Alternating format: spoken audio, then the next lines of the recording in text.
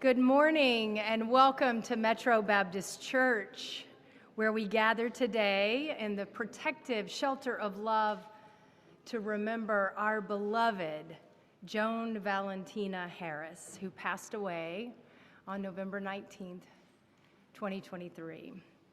I am Tiffany Triplett Henkel, and I had the privilege of serving as one of Joan's pastors over the last few years. And on behalf of our congregation, as well as the family and close friends of Joan, I want to welcome you to this service today. Before we begin, I want to share just a few details. First of all, we are streaming today's service on Zoom, and we will be recording it so that we might be able to share this service with those that were not able to make it today.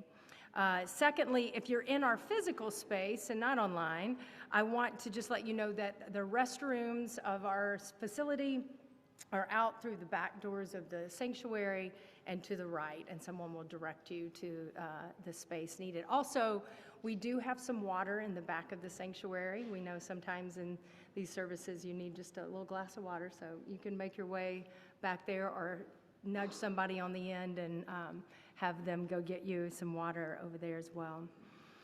I'm mindful that this is a wonderful group of people that have gathered to remember Joan. I was speaking with one of Joan's friends, Mark Kaplan, before the service, who I had not met, and we both remarked that we know Joan has a huge community, but we didn't know everybody in her wide community. Joan had many circles, and her beauty was spread to so many. And so it's really nice that we can all gather together at this time to remember her. So now I invite you into this service of remembrance and hope. All of us here today are free to pour out our grief, release our anger, face our emptiness, and know that love endures. We gather here as a vast community that loved Joan. We come conscious of the frailty of life. We come to comfort and to support one another in common loss. We gather to hear a word of hope that can drive away our despair. We gather to give thanks for a life well lived in the beautiful person of Joan Valentina Harris. Let us pray. Gracious Spirit, creator of life, carrier of hope, make your presence known among us today. Enable us to be brave in our remembering, honest in our sorrow, and open in love and compassion to each other. Be with us today as we mourn and grieve the loss of our sister Joan, and enable us to remember with joy the life she lived and the light she shared. Send us your peace, O God. Amen. We are fortunate today to have members of Joan's family with us. Most of them are here on the front row. And in particular, two of her nephews will be reading our scripture text for today. So I want to welcome Matthew Harris.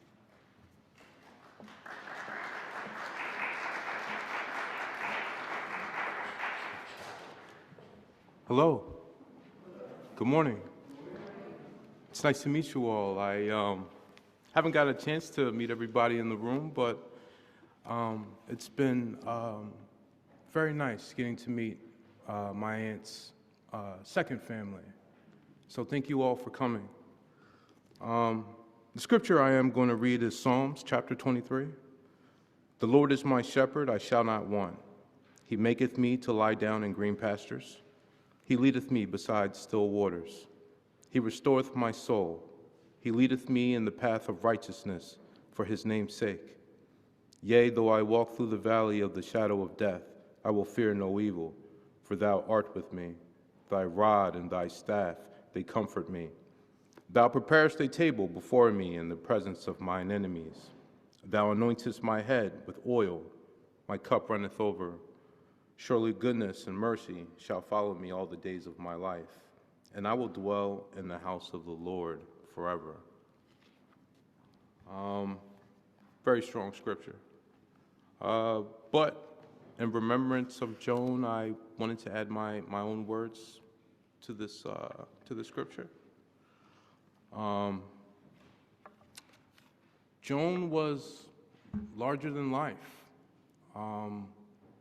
Her love, her personality, the positivity she brought to everything she did and everyone she knew, it's indescribable.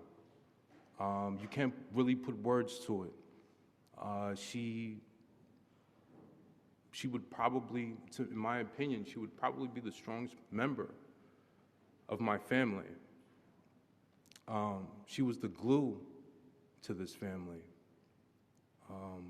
She kept us together, like she's keeping us together right now. There aren't too many words I can use to describe it, but if you know, you know. Most of the people that I've run into, that I've met today, have known Joan over the years. And if you knew her, then you kind of already know where I'm coming from. I do not want to stand here and berate you and or hit you over the head over and over with the way that I love my aunt, but I just can't describe it. I can't describe it, guys. And like I said, she was so thoughtful. She would be at your birthdays, your graduations, anything, your weddings, your bar mitzvahs. She showed up, and you can just count on her to be there. So thank you all for coming. And I wanted to thank my Auntie Joan. Thank you for your love. Thank you for caring for all of us. Just thank you for being a wonderful person, because these type of people you can't duplicate. There is no replacement for her. So thank you for hearing me out. I will continue to let the service to go on. But thank you for hearing me.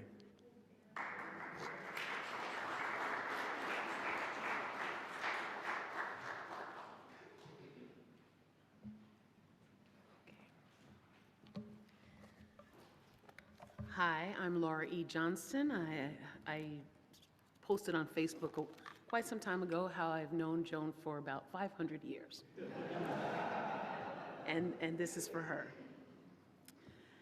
And perhaps what made her beautiful was not her appearance or what she achieved, but in her love and in her courage and in her audacity to believe no matter the darkness around her, light ran wild within her, and that was the way she came alive, and it showed up in everything. Thank you.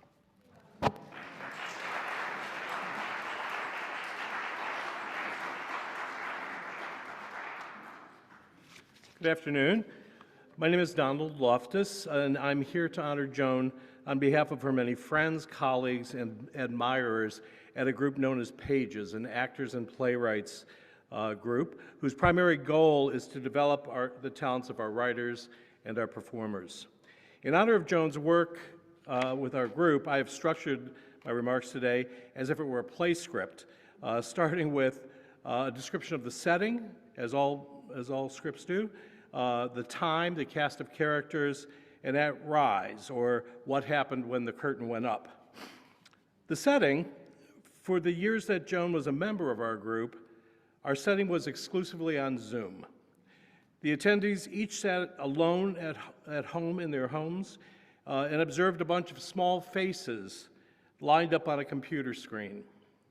The timing, Zoom was our setting because our timing was primarily during COVID. We met on Zoom every Tuesday from 6 until 10 and for many of our members, this was the only human contact they had all week. Our cast of characters included actors and writers from our very diverse membership, covering a wide array of experiences and lifestyles and at all levels of talent development. The very talented and experienced Joan Valentina became a member on January 25th, 2022, and rarely missed a session. At Rise, when the curtain went up, with each Zoom session, attendees arrived and greeted each other, caught up on the news, talked about what show they'd seen the prior week or what show they were in the prior week. But when Joan arrived and flashed her brilliant smile, it was as if the room had suddenly gotten bigger and brighter.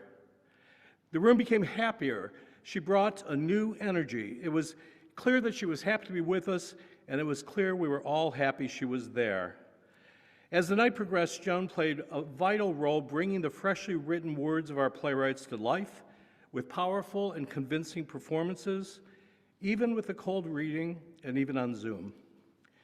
She was an exceptional talent, and as a playwright myself, I confirm what an impact she had on my work. While I had written the scene, until I heard it coming from a talent such as Joan, it was just ink on a page. Joan brought our plays to life. Her participation in our feedback sessions following each scene reading was equally impactful. Her comments were always honest and constructive, but filled with a warmth and love that was just part of who she was.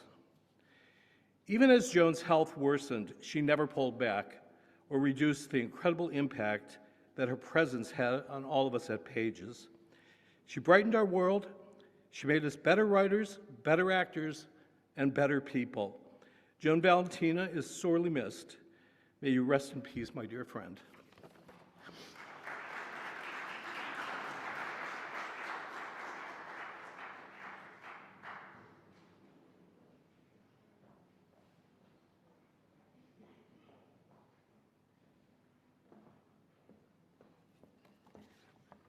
Good afternoon. My name is Connie Best. I was a business rep for AFTRA, then SAG-AFTRA, for more than 40 years. While at AFTRA, I was the staff liaison for the EEO committee. Joan and Carla Denise Moore were the co-chairs. And as a team, we put on wonderful celebrations, wonderful programs for Black History Month celebrations and then other programs throughout the year. Back in the day, Joan and I shared a table at ActaFest, which was the annual convention put on by Backstage Magazine. We would give out information and answer questions about AFTRA. We were a good team there too. Another aspect of Joan was her compassion. She was always the one to help members who had fallen on hard times. I remember one member in particular who had fallen ill, and she lived at Manhattan Plaza also. Joan was in her apartment every day. She helped her cook, clean, and help her with her finances. She stayed by her side until, unfortunately, she passed away. Joan was that kind of wonderful person. Always went the extra mile to help others. Joan, we love you. We miss you. Thank you.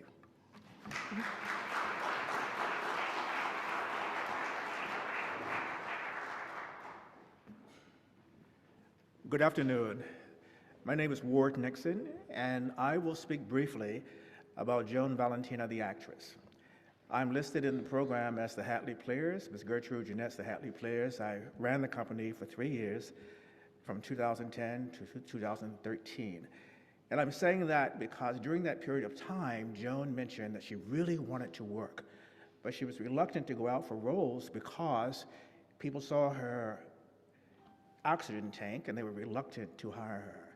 So I said to Joan, well, come and work with us. And there was a role available, and it was for The Devil and Elijah Muhammad by Yusef Salaam. And I said, it's not a big role. She said, oh, it's okay, I'll work. And she was the wife to Elijah Muhammad. She said, well, I can't move around a lot because of my breathing. I said, well, I'm the director. I'll change the blocking. I'll do whatever I want to do. You'll sit. And she sat the whole time. She brought the table to life. She brought the chairs to life. And she was a wonderful, wonderful, wonderful actress. Very dedicated, very committed. Always the first one to get there and the last one to leave. Never gave you any problems.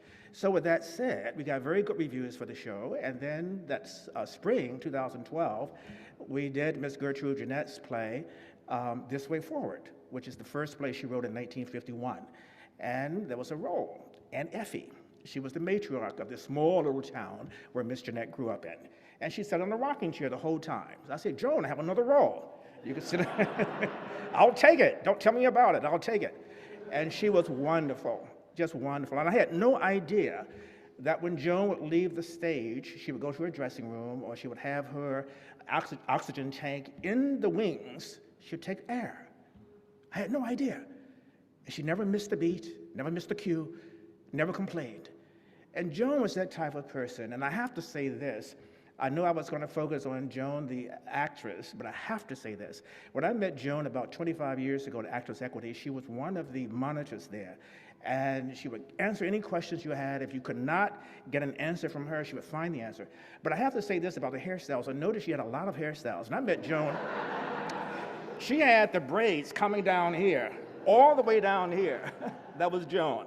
And she was just wonderful. She was always there to help you.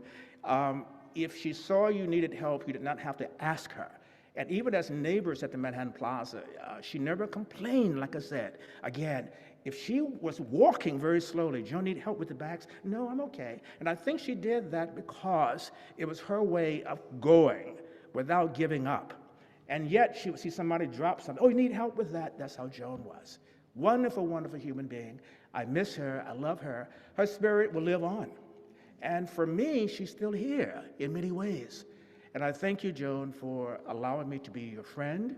And I thank you for being my friend. And your spirit will live on. Thank you.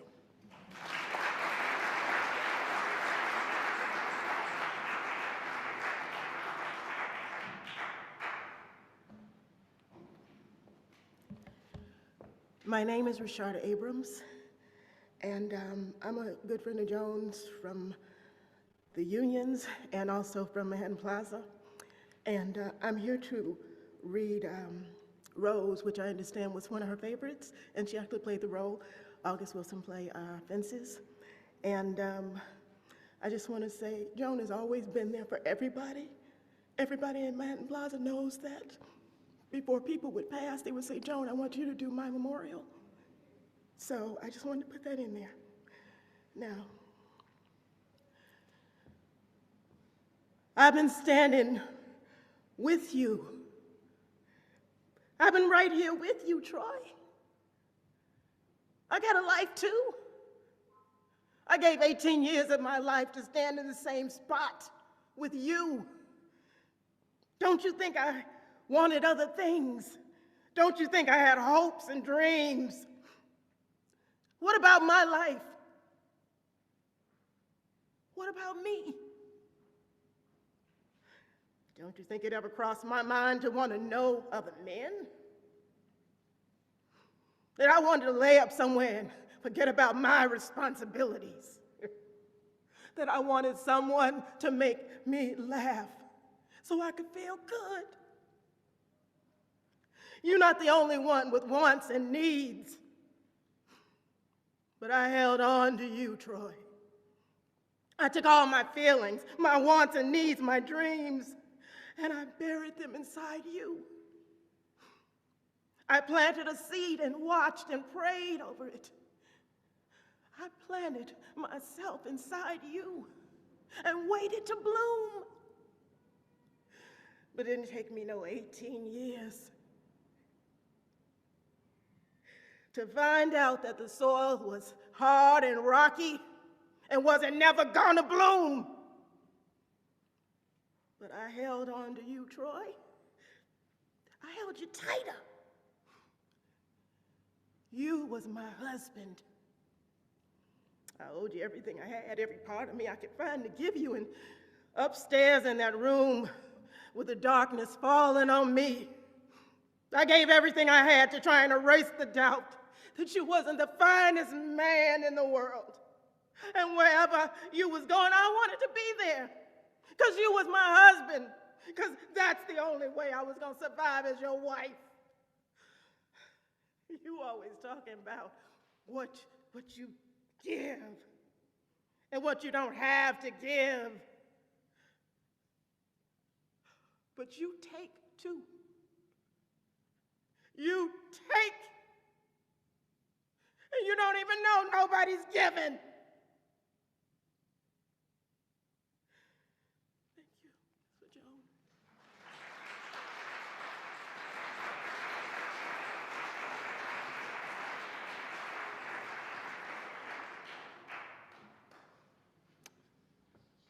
Hello, everyone.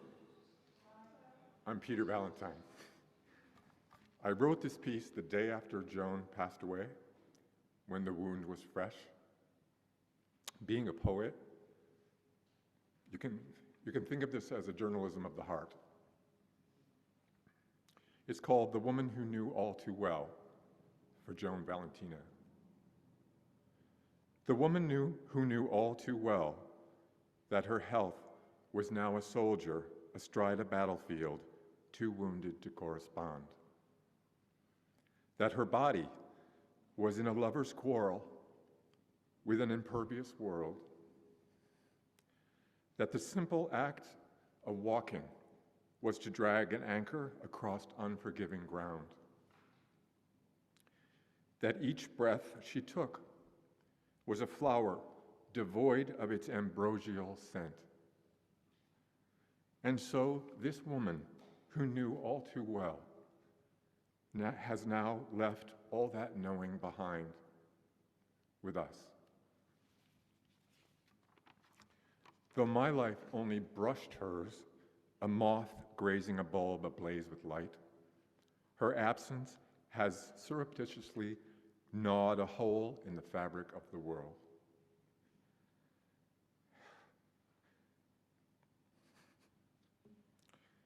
Aside from my own lackadaisical interest in the lives of others, my mind no match for her uncanny radar. Few could hold a candle to the breath of Joan's kindled exuberance. You wouldn't be wrong to say, Joan knew a thing or two about everything and everyone. As if peering room by room through a spyglass made for drawing down the stars. I could see her apartment window from mine, and now and then I'd glance across and notice her scrolling the internet, her posture like a question mark, her lamp casting its theatrical spot as if she were the sole star in a now bare-bones production of her life. So it was that a vacant light caught my eye, having been on night and day for weeks, with her uncharacteristically missing at the controls. I wondered if she were in hospital, knowing she would know if it were the other way around. I suddenly had the uneasy feeling I might never see her again. Though she was never one to withdraw from the world, her lupus had lately gotten the best of her. Even so, she would still find ways to stay on top of any and all goings-on. Nothing could extinguish her desire to know, or at least I thought.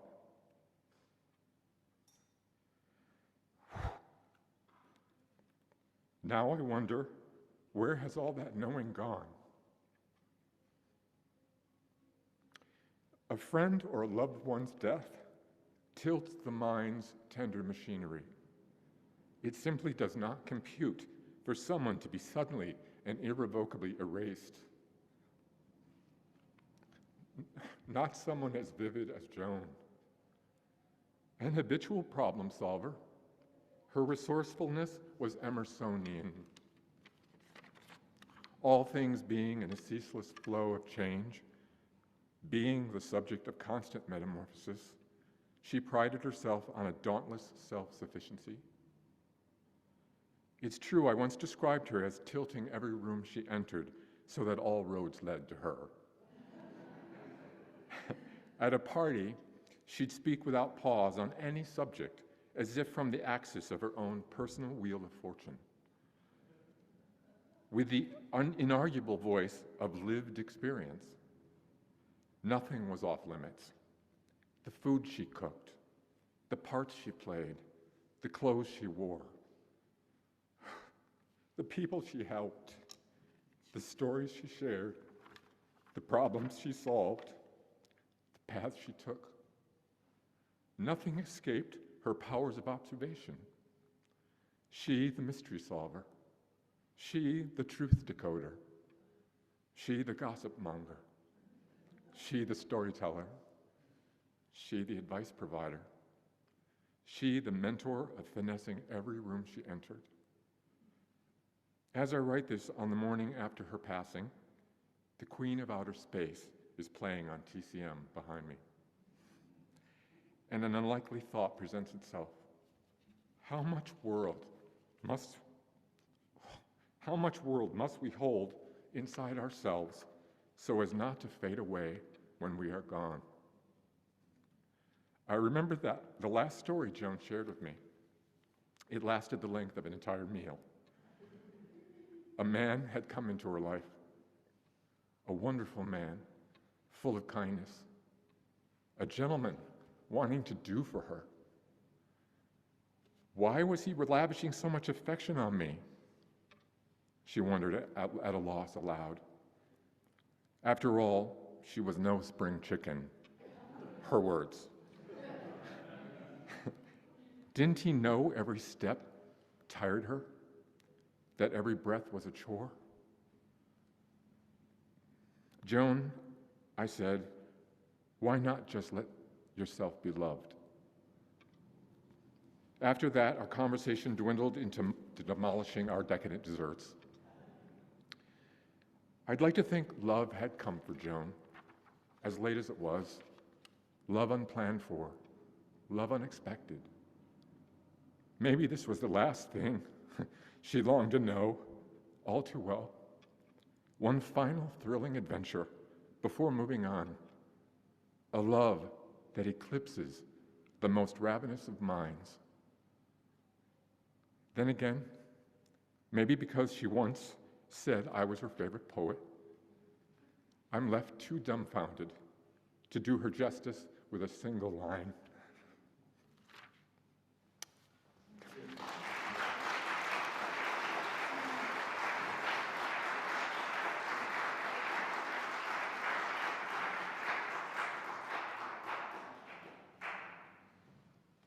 Hello, everybody. Do we feel good today or what? Yes. I mean, I'm sure Joan would be like, why is everybody looking at me like that? Guess what? She's the lucky one. She's with Jesus. What? You know, of course, we wanted to be here, but listen, she has no more pain. She is skipping and scopping. She has her 16-year-old body back. Hello? Lupus is nowhere in the picture. Wow, I got a chance to meet Joan. I moved into Manhattan Plaza in 2007, and I think I met her a year later. And I would always see her, and we would just talk. You know, we see people in the elevators and stuff. And one day I was like, you know, really liking your face. And she said, oh, thank you. Like I was crazy. I said, no, I'm a photographer. I would love to do your picture. And she was like, really? I was like, yeah. She was an actress. And I literally took her last headshot. This is the headshot. And I had her come in, I did her makeup and all that. Listen, she was feeling like a queen that day.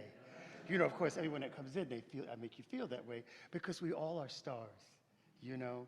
So it was just a really wonderful thing. And then I would see her, you know, she was telling me that she had some issues. I have issues myself with breathing. And, you know, it's really interesting how, you know, we think that our lives are going to end and people aren't going to hire us because we're not, you know, because we're ill. I would say everybody's taking a pill for something. And it's not necessarily a pill. It's something, you know, especially as we get older. You know, so I saw her, you know, thrive, you know, and then during her decline, we had a chance to talk. And, you know, it was just real interesting. But she really made me appreciate, you know, friends and family and your extended family, how important we are, you know. And if all your friends, you should let them know that you love them.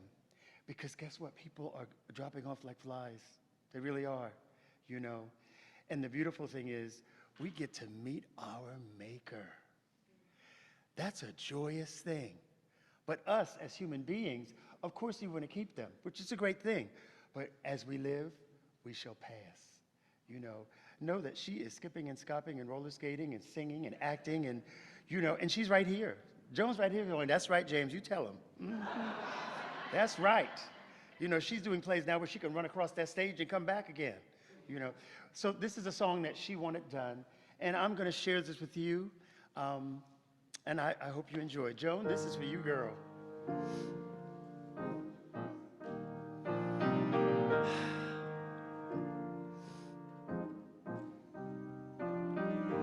525,600 minutes, 525,000 moments so dear, 525,600 minutes. How do you measure a year? In daylights, in sunsets, in midnights, in cups of coffee, in laughter, in inch, in miles, and stride, in 525,600 minutes. How do you measure a year in the life? How about love? How about love? How about love? Measuring love. Seasons of love. Seasons of love.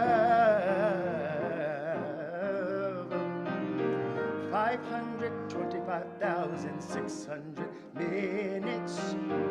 5,025 journeys to plan.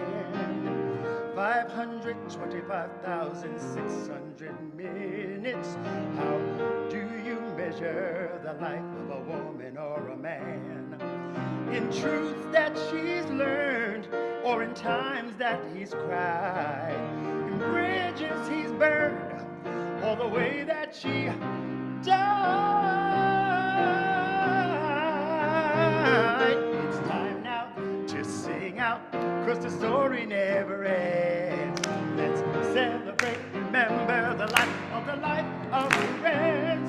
How about love? Remembering love. How about love? Measuring love. Seasons of love. Love, love. Seasons of love. Seasons of love. Seasons of love. Love.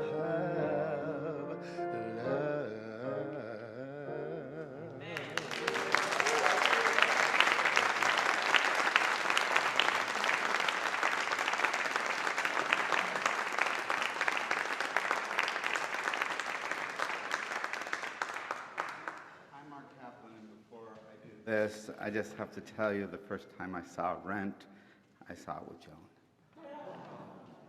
And after the show, my then wife and Joan had to hide me because I was hyperventilating. And it was that song. So, excuse me. The Dash. I read of a man who stood to speak at a funeral of a friend. He referred to the dates on the tombstone from the beginning to the end. He noted that first came the date of birth and spoke of the following date with tears. But he said what mattered most of all was the dash between those years. For that dash represents all the time that they spent alive on earth, and now only those who love them know what that little line is worth. For it matters not how much we own, the cars, the house, the cash. What matters is how we live and love and how we spend our dash. So think about this long and hard. Are there things you'd like to change? For you never know how much time is left that can still be rearranged. To be less quick to anger and show appreciation more and love the people in our lives like we've never loved before. If we treat each other with respect and more often wear a smile, remembering that this little dash might only last a little while. So when your eulogy is being read with your life's actions to rehash, would you be proud of the things they say about how you lived your dash? So I was told this goes till 2:30 in the morning, so I wrote a lot. I actually decided I was going to write a eulogy, and I said Joan wouldn't want that.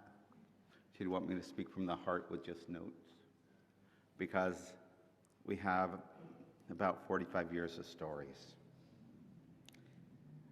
I think it all goes without saying that we all miss our special friend Joan. She was one of my best friends, but I don't think I know most of you here. I'm that kid from Beverly Hills that met her when I was 15. I was on a trip with my school. Phineas is here. And Joan was our tour guide. We loved her so much, we asked her to be our tour guide the next year. And she's like, I don't know if I want to do that. And I would call her and beg her to please be our tour guide the next year, and she was. So here you had Beverly Hills, little Jewish kid, meeting New York savvy actress. And then I came to New York to go to school at Sarah Lawrence. And I would see Joan several times a month, and we'd talk for hours on the phone. I was reprimanded by Joan not to call after 9 p.m., but it came in a letter. I got a letter in the mailbox at school saying, Dear Mark, please don't call me after 9 p.m. I need my sleep. Warmly, Joan.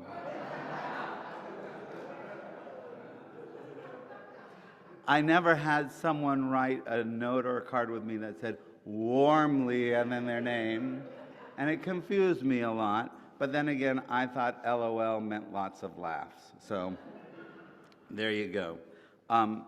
She refused to tell me her age for years because she said she had told me once. And I kept on trying to figure out how old she was for the rest of our friendship. I learned theater etiquette from Joan, and it was at, I think, the performance of Amadeus, and John Wood at that time was playing Salieri, and I had seen it the year before. And from my seat, I looked at her back there, and I said, he's not as good as Ian McKellen was he? And she went, so I learned that from Joan. I now only say it to my kids, not as good as the last one we saw.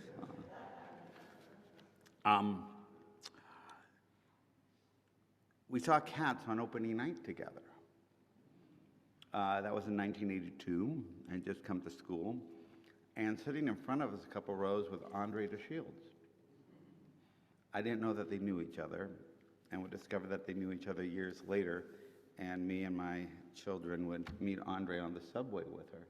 And Andre came on the subway, and he looks at her, he goes, hello, my love. And she goes, hello, darling. And I'm like, oh, they really do know each other.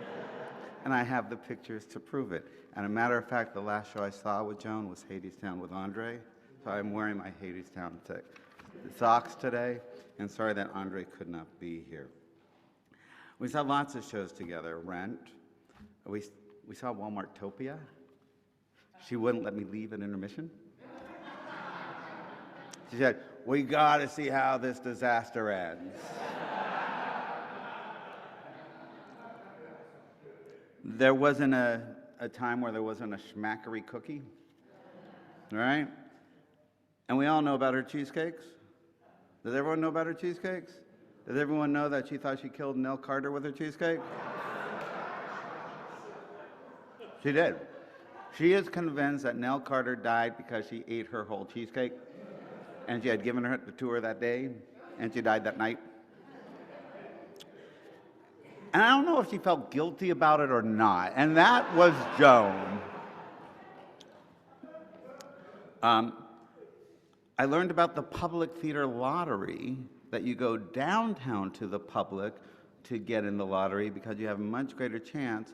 So we went and we got tickets to see A Midsummer's Night Dream, and then she packed the picnic because Joan took care of everybody, no matter they were next door to her, a couple blocks away, or 3,000 miles away. And when I would call and leave her a message and not hear from her, I'd get a text or an email. Hi, it's Joan. Or a call. Hi, it's Joan. I know you're worried about me. I'm okay. Well, she certainly is okay now. She'd come to LA. We'd spend time with my children there. And when I graduated from college, I went and saw Les Mis. I hated it with a passion. I still kind of do. And so for graduation, she gave me a tape of Les Mis.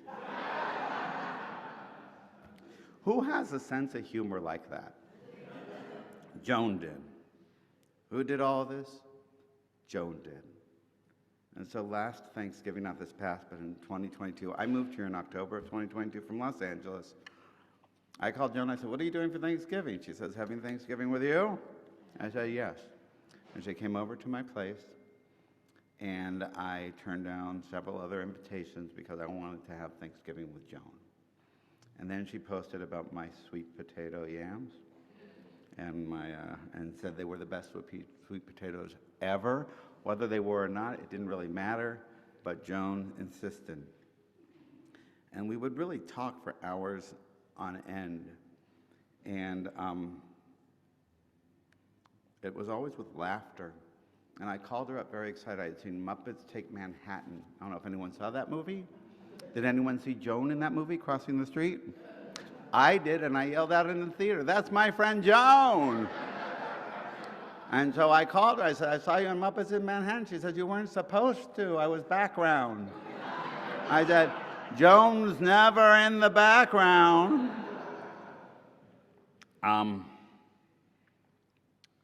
She had a collection of rubber duckies. I don't know if you all know that. And she wanted a rubber ducky from California to represent California. I couldn't find like a surfing rubber ducky or anything, but a year ago I was in Israel. I was outside one of the relics and one of the places we were, and in the middle, it was really bizarre because it was all old, and in the middle there was this kiosk, and in the kiosk, what were they selling? Rubber duckies. So I asked the person, do you have a rubber ducky that is like a surfer, this and that? And I got her the rubber ducky from Israel that I'd been looking for years in California.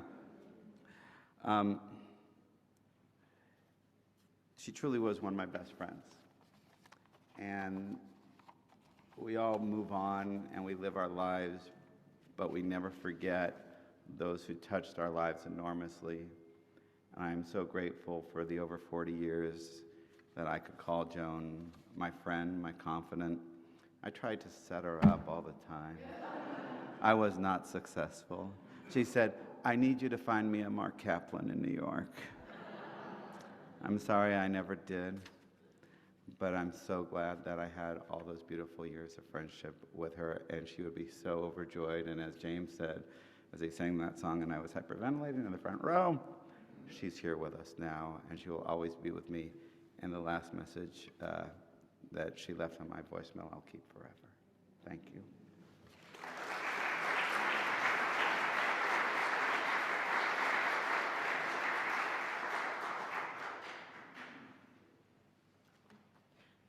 That is a hard act to follow. I was trying to figure out how to put the cheesecake in what I was saying, but I'm so glad you did. I'm Jeanette Gautier. People think I know Joan mainly from the unions, which is how I met her. Don Schrader and I took over the AFTRA Open Door Committee in 1983. Don had met Joan, and he got her to join us in those early years. She soon became a core member of our committee, and I could always count on Joan. I soon found out she was being counted on all over the place. Joan V. Harris. I always thought the V should stand for volunteer. That was the Joan I knew best. Of course, after not only the Open Door Committee, she was on many committees, as Connie said, the EEO, and the EEO at Equity. She was very active over at Equity as well. She was on the Agents Relations Committee at Screen Actors Guild.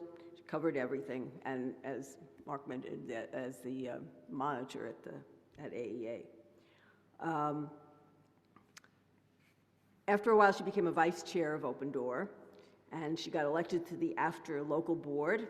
She was an AFTRA convention delegate for decades. She loved going to the conventions. She managed to find all the positives in the events and the interminable meetings, and never failed to see the humor everywhere.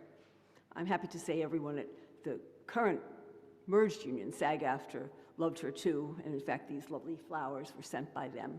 I'm very proud they did that. Our friendship grew as the years passed.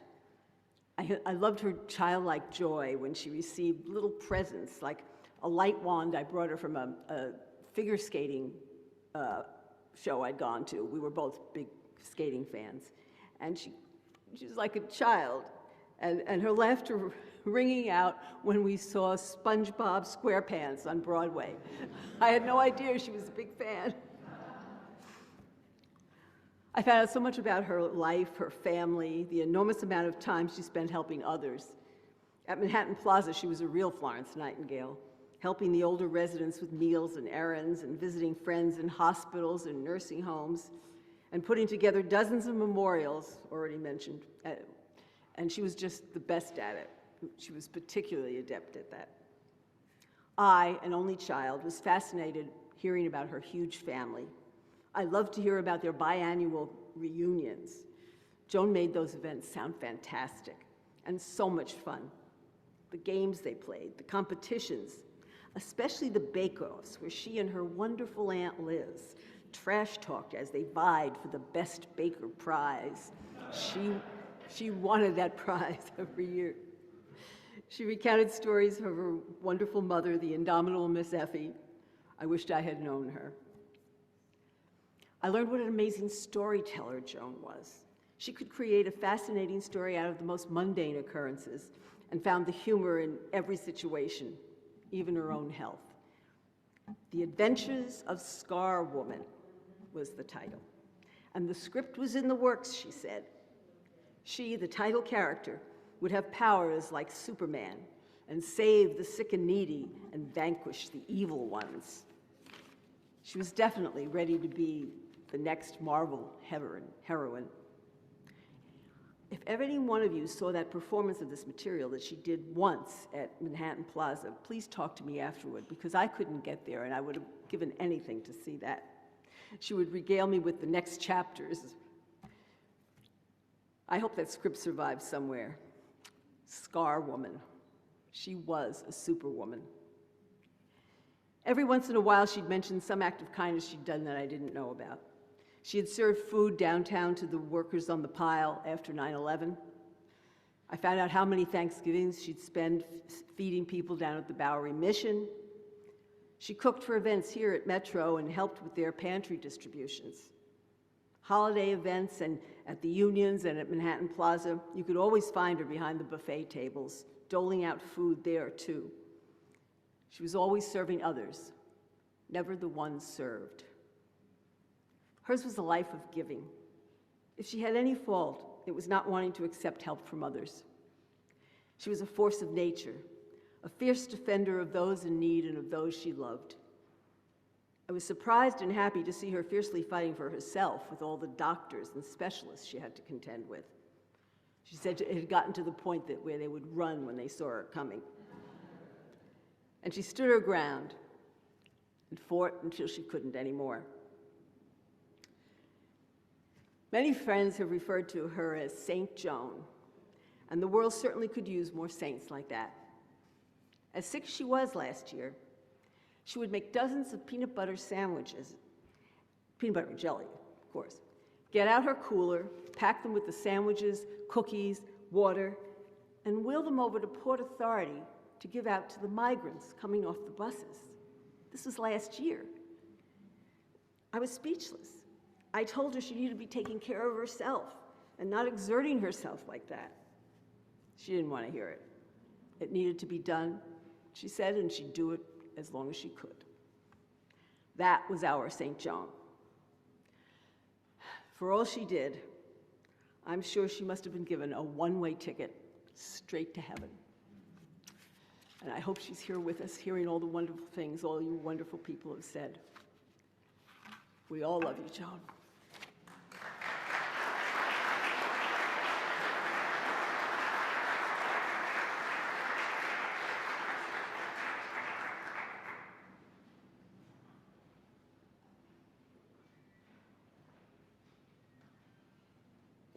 Good afternoon, everyone.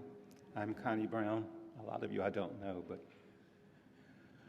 this is my church, and it's Joan's church as well. I met Joan here at Metro. What can I say about Joan that all of you that knew her have already said? Joan was kind-hearted, loving, free-willing, and she had a deep sense of humor. I would often call her during this last couple of years, during her illness as she progressed. And I learned not to call her every day. Sometimes she wouldn't get back to me and I would worry. But then I realized that she got tired of people calling her and asking her how was she doing when she was so bad, and she didn't want to tell them and depress them how bad she was feeling. One of the fond memories that I had of her, she introduced me to this program called The Masked Singer. And and of course, she could tell, she knew who the people were because she in the theater business, and I didn't know who these people were. And she would call, and it was just recently, with the series started, I was almost ready to grab the phone and tell her that it's showtime. And then I realized that, and when I would go to Costco, I asked her, is there anything that she needs? Most of the time, it would be honey every 2 or 3 months. And she wanted SOS, and I would call and I would tease, and I says, I'm going to Costco, Joan. Is there anything you need? And she says, honey. I said, you want honey, honey? And she says, yes, honey. But as I said, Joan was free, and like I said, I would call her just to check on her. And I stopped asking her how was she doing because I knew how she was doing. And she didn't want to hear that, and like I said, to complain. But then she always wanted to do, when I was the deacon here and was ready for the offering, and I'm looking for someone to help, Joan wanted to do. And I felt bad. I said, this is where Joan was. In spite of her illness and her infirmities, she was always wanting to do and to help people. And I said, I had to accept that. That's what it was. And I felt badly because I didn't allow her to help. But like I said again, as you've said, Joan's spirit is still here and she lives with us, and I would never forget her. It's one of the treasured friends that I would keep her heart in my heart and say that she's still here and she would never be forgotten. And we remember her with love and all the love that she's given out. Thank you.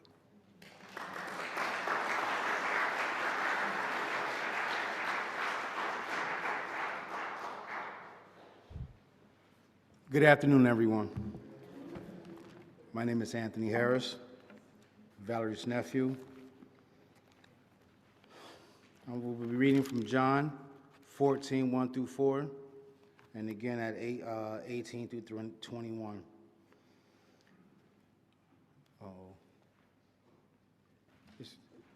Excuse me, Aunt Liz, can you come up here for a second, please? Can y'all bear with me? The show must go on. I don't have glasses. I don't have my glasses, but the show must go on, please. If you don't mind, sweetie. This is my Aunt Liz, everyone. Yeah. 14, I think it's 14, 1 through 4, then I have to go again at 18 to 21.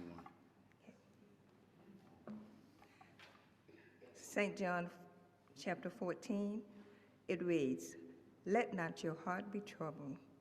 Ye believe in God, believe also in me. In my Father's house are many mansions. If it was not so, I would have told you. I go to prepare a place for you. And if I go and prepare a place for you, I will come again and receive you unto myself, that where I am, there ye may be also. And whither I go, ye know, and the way ye know. Is it 18? I will not leave you comfortless. I will come to you. Yet a little while, and the world sees me no more. But ye see me, because I live, ye shall live also. And that day ye shall know that I am in my Father, and ye in me, and I in you. He that has my commandment and keepeth them, he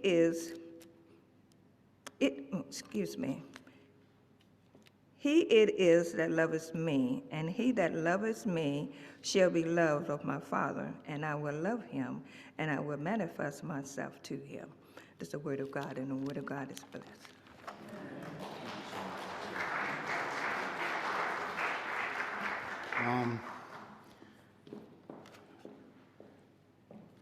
To try to read from this book wouldn't really do no good, because everyone that came up basically said what we all know Joan to be. But I'm going to share this story. Back when her name was Joan Harris. And I remember the time that her and my mom used to always talk on the phone. We was living in Columbus, Georgia. And my mom said, guess what? You know your aunt changed her name to Joan Valentina? And so for a kid from Georgia, Columbus, Georgia, you know, Piggly Wiggly, you know, it's... What? Valentina? Wait, it gets greater. I couldn't believe it. I really couldn't believe it. Like, I didn't understand. So we came to New York to go to the Apollo. This is in '83 to see the tap dancing kid. And so going to the plaza in '83, you see this tall building. Somebody's opening the door. Keep in mind, I'm Columbus, Georgia. Piggly Wiggly, that's all I know. You have somebody opening the door, this building, 3, 4 gyms, and everybody knows Joan. She became my aunt to this, ooh, like this larger than life, but let me get to it. When she changed her name, I didn't know how, I really didn't know the magnitude. So when I get to New York and I see the people that's in her life, these people, maybe they knew something about my aunt I didn't know. I didn't know how strong of a person my aunt was. How she can just smile and you just, man, I gotta hope my smile can match that. Or how she can just walk in the room and don't know a person and just come to that person and before you know it, because you know she can talk now. My aunt can talk. And you would think that she'd known this lady or this man for years. And no, I just met him, he was looking for the bathroom.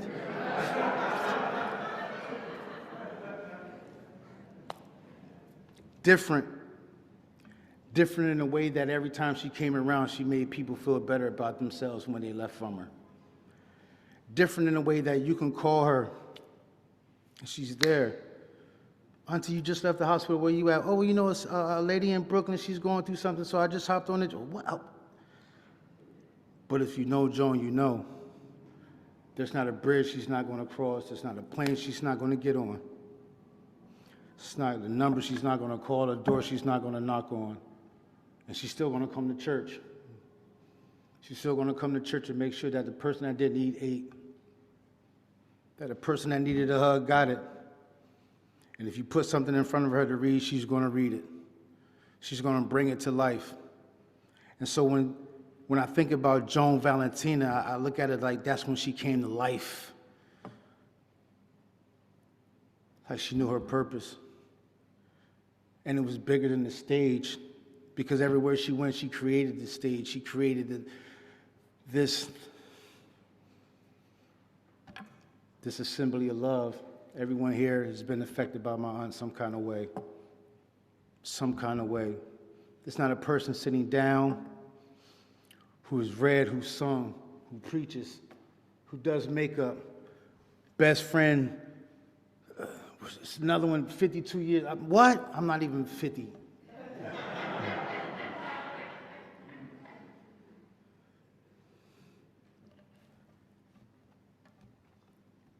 I really wanted to read from this book and just to share with everyone what my aunt meant to me. And I knew that coming here today was supposed to be a celebration, and it is.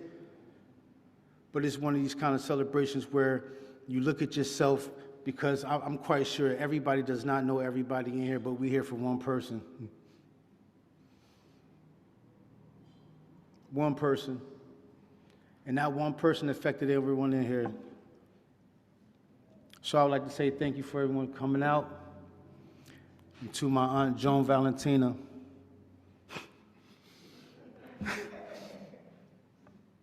Oh boy, go ahead and sit down. You...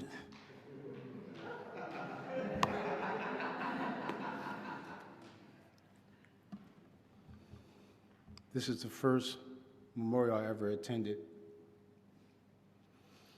where the hurt, it's not a hurt like broke, but it's a hurt to be like, damn. Thank you, brother. I don't even know you.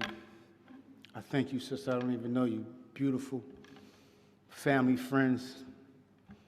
I truly want to thank you from the bottom of my heart, coming up, sharing these moments, these memories. Thank you all for coming, and God bless you all.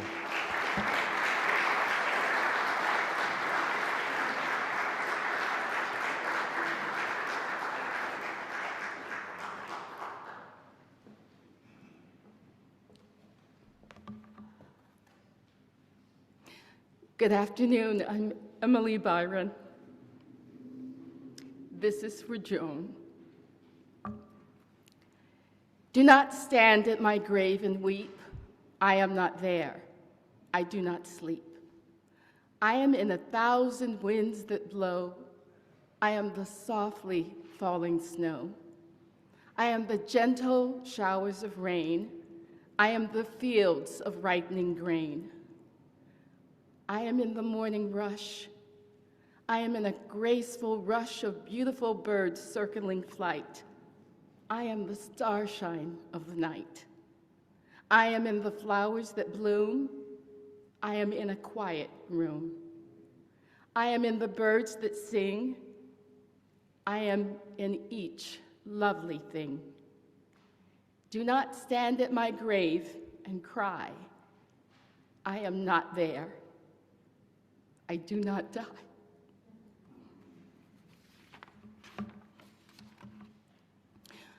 I'm going to take a moment because I have so many Joan stories and I have to think of one that I can say in the church.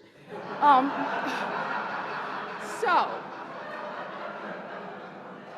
where shall I begin? Well, I think I'll start with this wonderful family, with Joan talking about how the brothers and the sisters and the brothers would go trick-or-treating.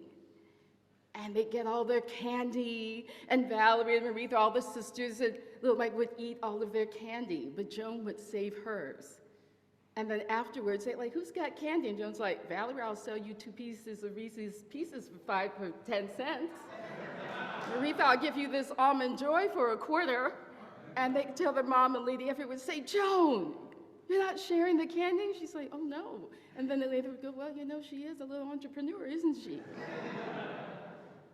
And then the wonderful stories about the family reunions. And yes, you mentioned that bake-off. And Joan's, I'm trying to get the blue ribbon. So-and-so's got the apple pie, and then someone's got this, and then Aunt Liz has got that killer, cake thing, and second place, Aunt Liz is first place again. Aunt Liz is first place, can't beat Aunt Liz. Maybe Aunt Liz would give me a recipe. Did Aunt Liz give you the recipe? No. Aunt Liz is not giving up that recipe. I met Joan when I moved here from San Francisco. And I'd go to the equity office, and she was the monitor, and she was so warm and so wonderful. And sometimes she'd say, you know, people are coming for auditions, and they hadn't read the play. And they come to Joan, a blonde-haired, blue-eyed guy from Minnesota. You think I could be Boy Willie in the piano lesson? I haven't read it yet, but is that a part for me? And Joan would go, as graciously, did you look and see the cast breakdown? I don't think that one would be right for you. But there is another audition in Studio B. I think you should go there. He goes, okay, thank you so much. I just moved from Minnesota. And then Joan would come to a temp office that I would work in, and I would invite her to come to the Christmas parties or the spring parties. And I had a boss that I guess you could say he was rhythmically challenged. And they'd sit and they'd be in a line during a dance, and sorry, Jeffrey. So Joan would dance with Jeffrey, and it's like, one, just stay, 1, 2, 1, 2. And Joan's like, no, he's doing the 1 and the 3, the 1 and the 3 instead of the 1 and the 2. But we would have lots of fun. There was no one with a bigger heart, no one with a greater sense of humor, no one with a greater sense of community, no one that was filled with so much love. So kind of later in life, she had all of these men that were all of a sudden, she goes, Emily, all of these guys. I'm like, Joan, just go to dinner, have the dinner, enjoy the dinner. Well, I don't think, well, doesn't he know I'm sick? I'm like, Joan, eat the dinner, get the dessert, have the cocktail. And later, as she was getting sicker, she would, like you said, you know, she wouldn't want to answer the phone, but I could always get her to pick up the phone because it would ring and I'd leave a message and I'd go, Joan, who's under the bed? She'd pick up the phone then, because just to say, no, I'm here. No one's under the bed. But as I said, no one with a bigger heart. And during those last days, Valerie, she was so grateful that you were there to give her that comfort. And on that last evening, that Wizard of Oz was on TV, and you said that that was her favorite show. You are in our hearts forever. Thank you.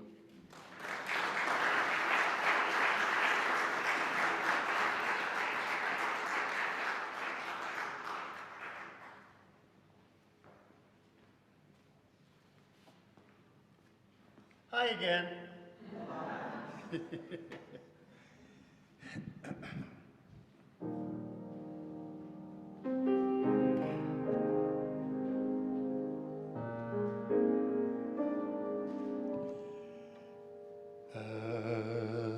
Amazing, amazing grace, how sweet the sound that saved a wretch like me.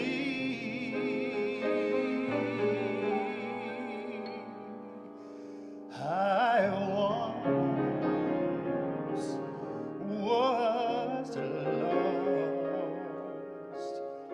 but now I'm found. Was blind, but now I see.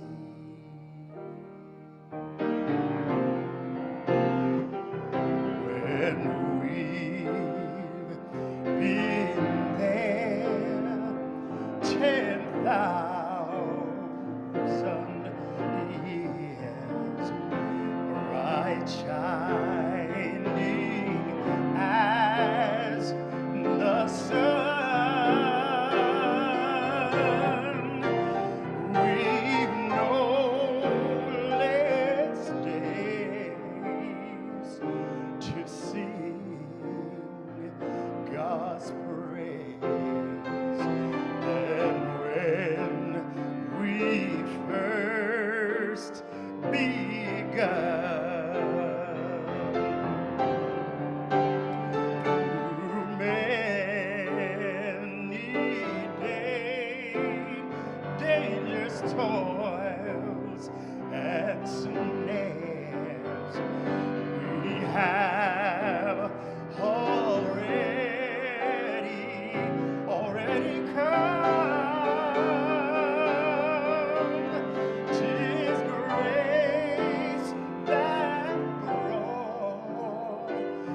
safe thus far.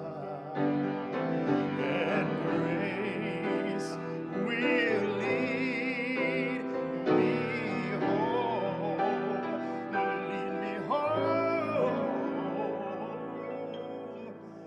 And grace will lead me home, lead me home, lead me home.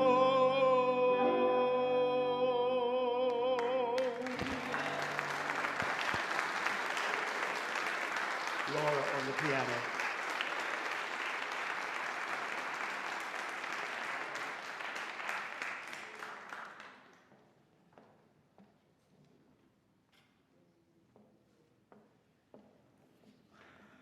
Wow.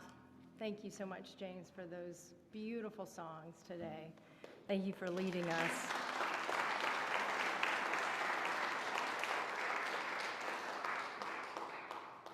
And thank you so much for sharing these stories that continue to remind us that Joan lives on. As I said before, I had the privilege of being Joan's pastor for several years here at Metro Baptist Church. And so I can speak to Joan's faith. I know that she was a woman of strong faith. She was a woman of hope, even in the midst of living a life that felt very hard for her at times. But you would not know that. You would not know that when you spoke to her and when you shared time with her. And I think it's because she knew something. She knew something about the bigger picture in life. She knew that there was hope beyond our present circumstances. And that was an encouragement to all of us that knew her. She was someone who was a leader in our congregation.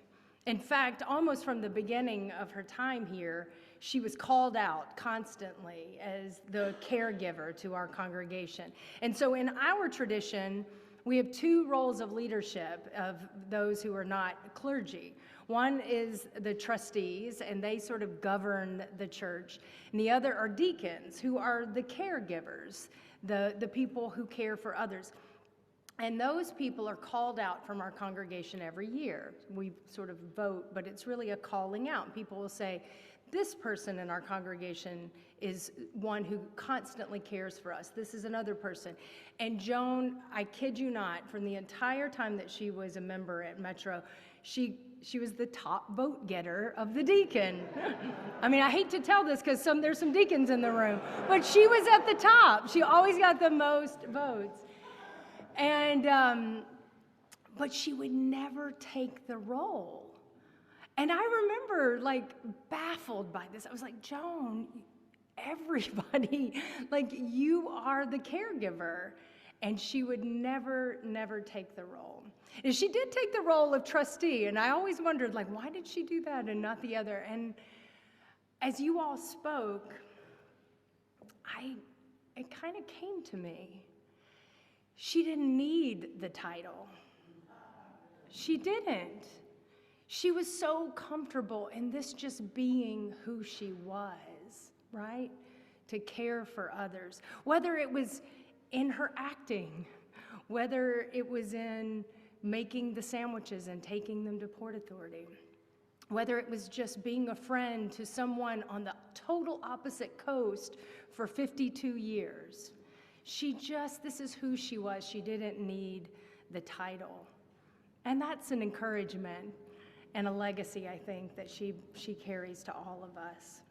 And so we have gathered here today to remember with great gratitude God's good gift of Joan Valentina Harris.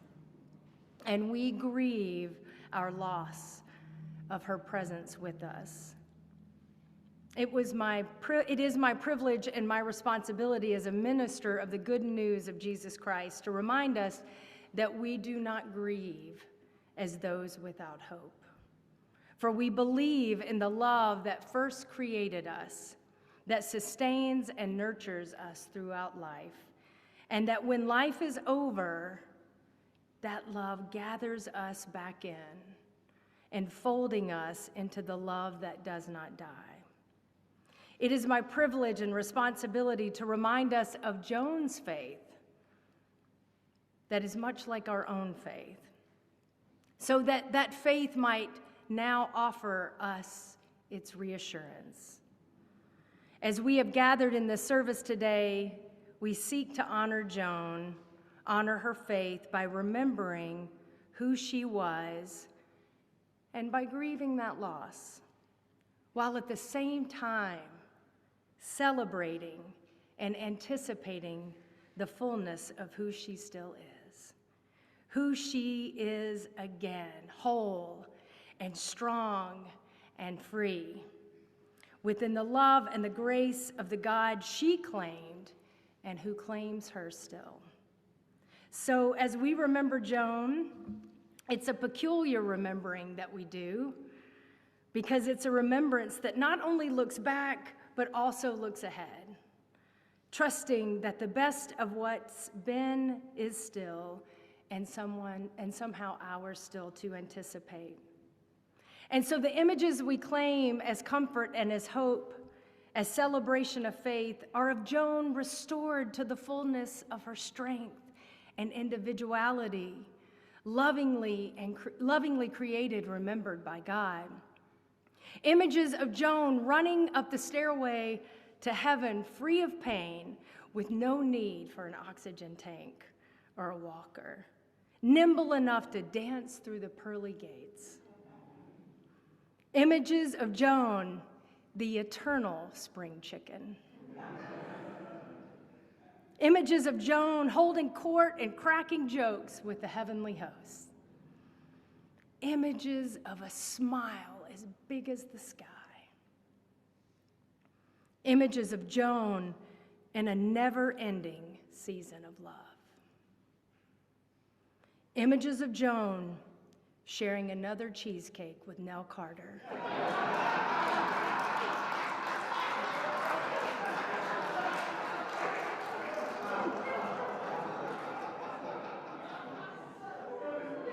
I think it happened. Images of Joan tilting heaven to her direction. Images of Scar Woman turning to Superwoman.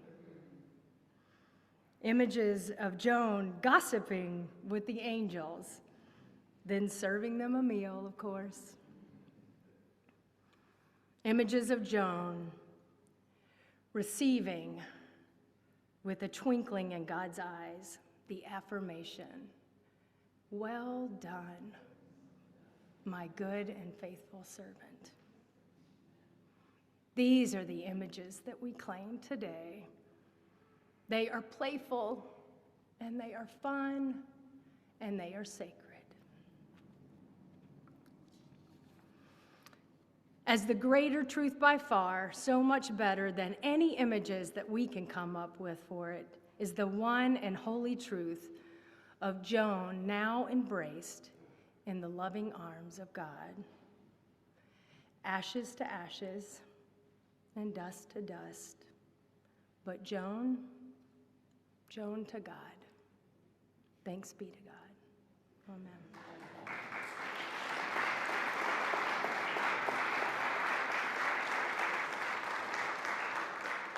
I do want to thank you for being here. I thank you for those that have joined us online.